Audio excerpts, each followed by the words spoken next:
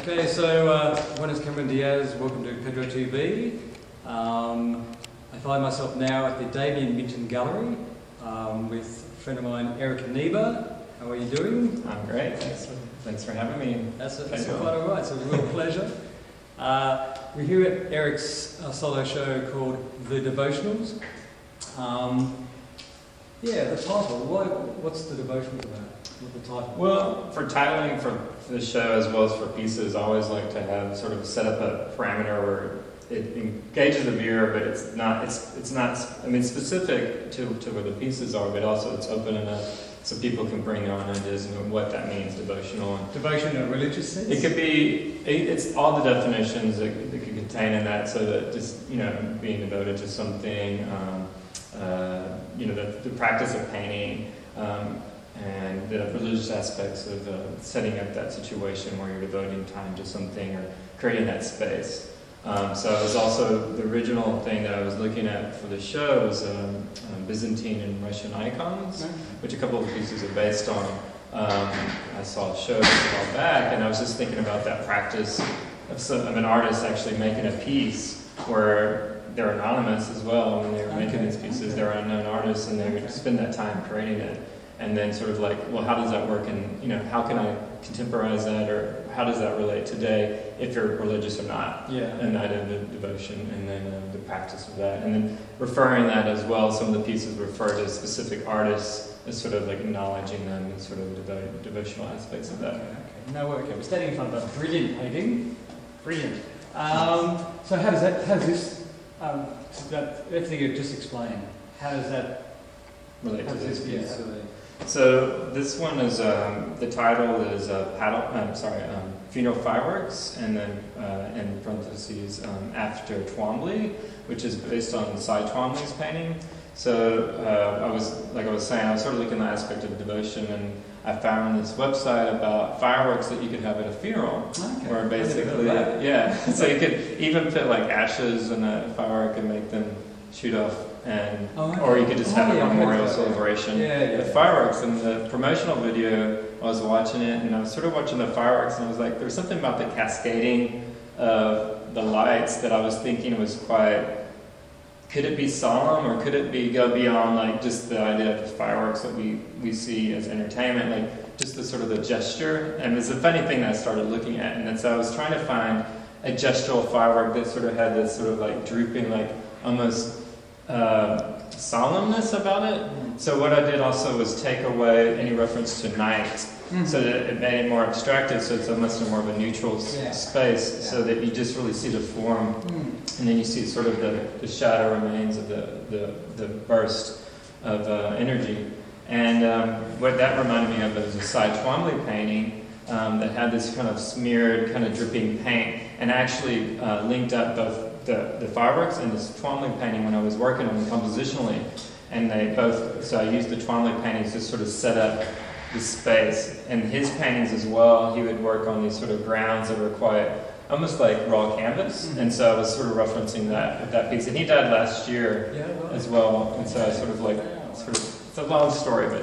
I should explain that Eric's a teacher, so he's very good at explaining things. Yeah, I get a sense of the falling, certain areas are really just falling, and I always remember when I first saw your work, I think at Index Studios, and how often I was struck by how sometimes the backgrounds are just very plain, and the abstraction forms are kind of minimal, and they're kind of, what is it, and da-da-da, but just I felt just how much space you had left, you just don't, is that a conscious decision to pare back, or you know where you're going to begin with? Or? Yeah, it usually starts out much more representational, and so...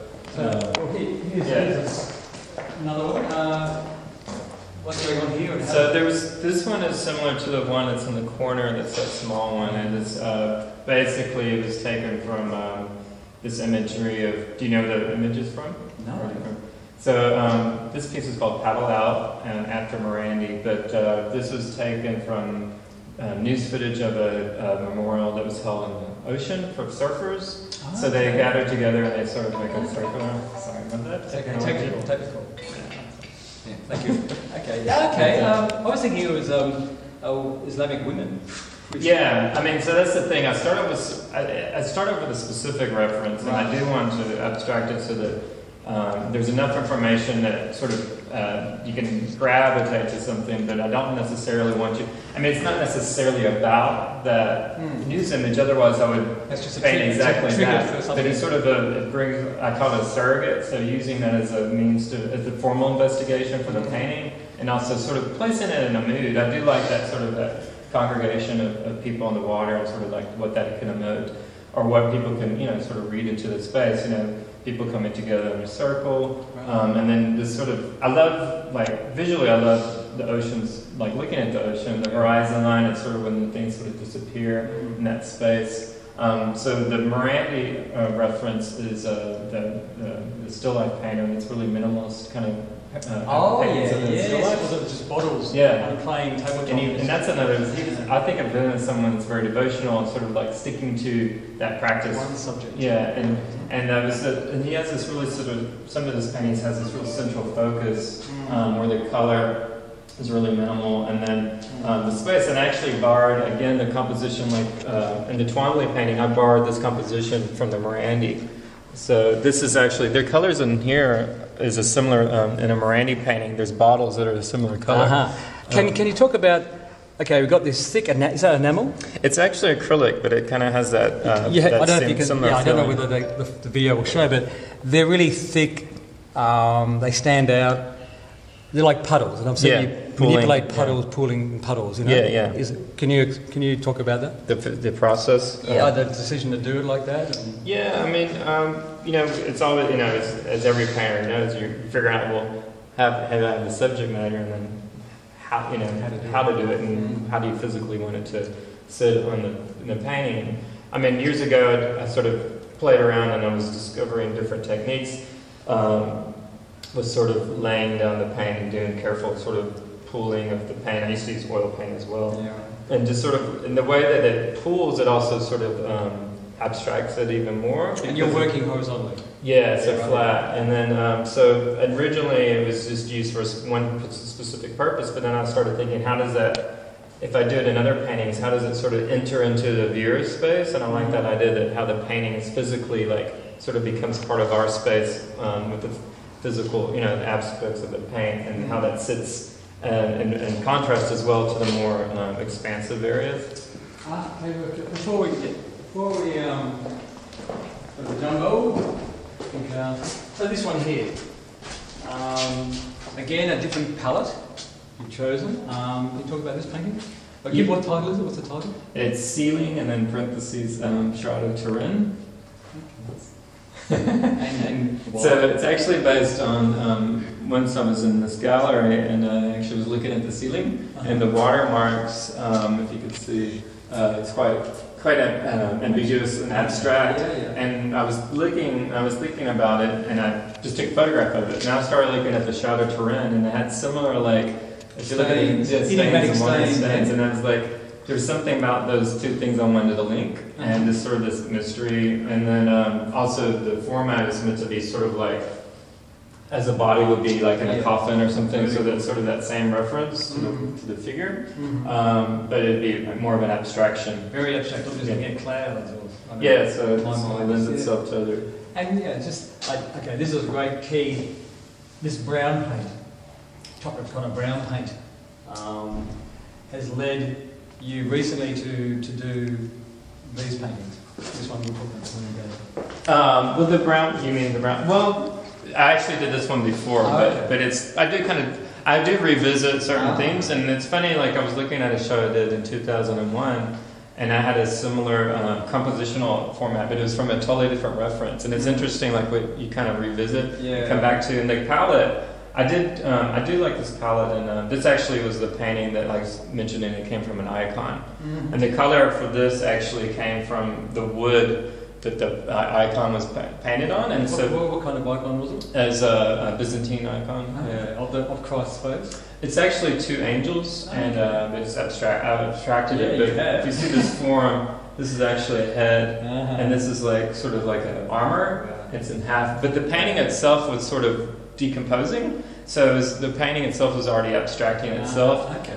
So like I said, what used to be covered in paint is now wood. And so that sort of breaking of the paint, and you've got the kind of woody flakes, kind of stuff, you know. Yeah, so that was a reference to that. Wood, yeah. And so I saw the original image, and I really liked the abstract nature of it already. So I thought to make it into, further abstract it. I love this. I told you this. Yeah, And I love this one too.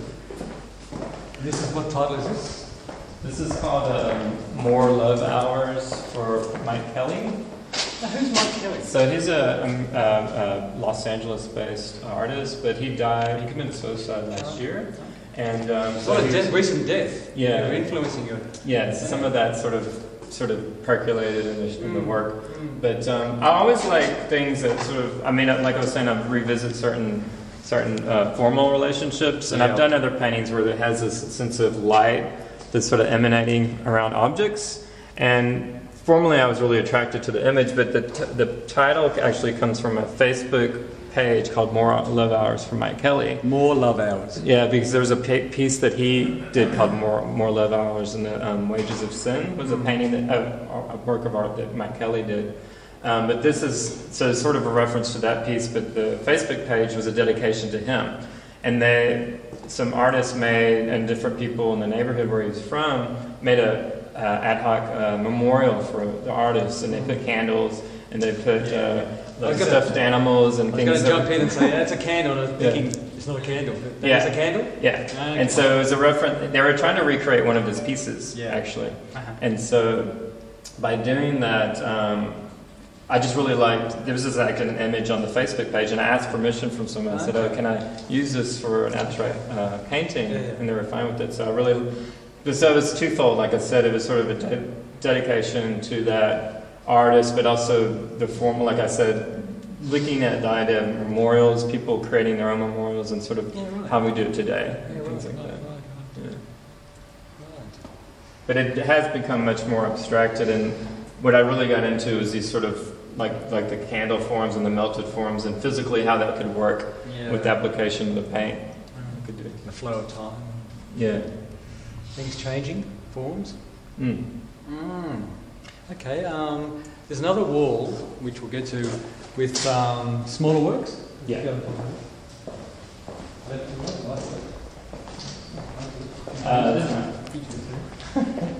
Okay, so these are gouache. Yeah. Okay. Here's. Was this gouache done before the painting? Yeah. So basically, the process is if I find an image, it's either from a still or from from a wide range. I've noticed pop. Well, things pop from world, news media, religion, from news media, things that are already existing, basically. And then I sort of, if I watch news footage or if I look, based on source material, and then if I feel like I'm attracted to it, then I sort of start working with it. And this one, like I said, was from that memorial that people created in LA. And what I did was I used Photoshop and different processes where I break down the image and kind of a reductive abstract process. Yes. But I do go through quite a few different stages. Do you need to do that? What I like about it is that sort of like it gives me a lot of different options, and I can explore them. I used to work out things on the canvas, and that became part of the process. But then I decided I didn't really want to work it out on the canvas. I wanted to sort of see the options before I went to the final product. So I do a lot of preparation. So I do a lot of studies digitally. But then once I sort of have something fixed digitally, then I do a gouache based on that to sort of see how it works physically in the world, and it kind of slows down the time process and helps me sort of see it a bit more before I bring it to the larger scale work. So you wouldn't consider yourself like the sort of stereotypical abstract artist who, in a frenzy of passion and emotion, throws the paint on the canvas. Maybe in a really slowed down way. It's the same thing. Okay, any other ones you want to talk about? Yep, maybe get a studio. Should be exciting. Fantastic. And then off to Hong Kong? At the end of the year. A couple of years? Yeah. Should be another world out there. It should be good. Okay. So that concludes today's interviews with Justin Cooper and Eric Niebuhr. What are we going to do next? I really don't know. But thanks for coming along, and we'll see you next time. Adios. All right. Cheers. See you Good soon. one.